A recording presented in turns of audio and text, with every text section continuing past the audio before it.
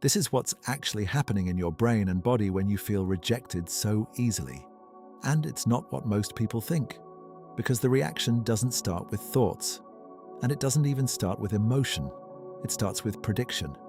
Your brain is constantly running a background model of how safe or stable a connection feels, not consciously, but automatically, every second.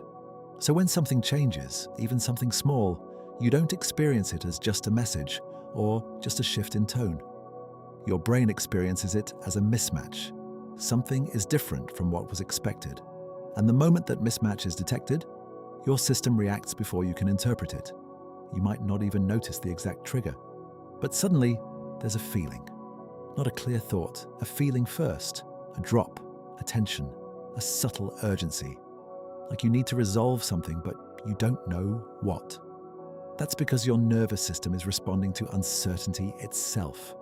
Not rejection, not abandonment, uncertainty. And your brain is designed to treat uncertainty in connection as something that needs immediate resolution. So what happens next is almost automatic. Your attention locks in. Your focus narrows. You start scanning for meaning. You go back to messages. You replay tone. You look for patterns. Not because you're overthinking, but because your brain is trying to reduce the mismatch it just detected. It's trying to make the world predictable again. But here's where it gets more important than most explanations go. That feeling doesn't come from the present moment alone. It comes from how your brain learned to weight changes in connection over time. If your system has experienced inconsistency before, not necessarily trauma, but unpredictability, your brain becomes more sensitive to these mismatches. Not because something is wrong with you, but because your prediction system learned that small changes sometimes do lead to bigger changes. So now, your brain starts treating small shifts as early warning signals.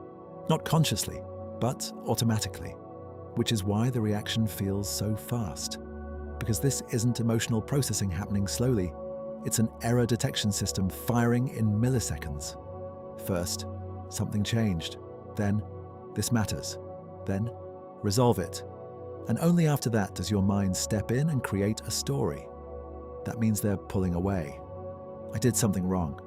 This is happening again. But notice the order. The story is not the cause. It's the explanation after the system already reacted. And that's why it feels so hard to interrupt in real time. Because by the time you notice it, your body has already responded and your attention has already locked onto the problem. So, you're not dealing with a thought problem. You're dealing with a prediction system that fires faster than conscious awareness. And once you understand that, something important changes. Because instead of asking, why am I like this? You start noticing the actual moment it begins, the mismatch, the prediction. The body response before meaning shows up. And in the next video, I'll break down how to interrupt it at that exact stage, before the story forms and before the spiral takes over.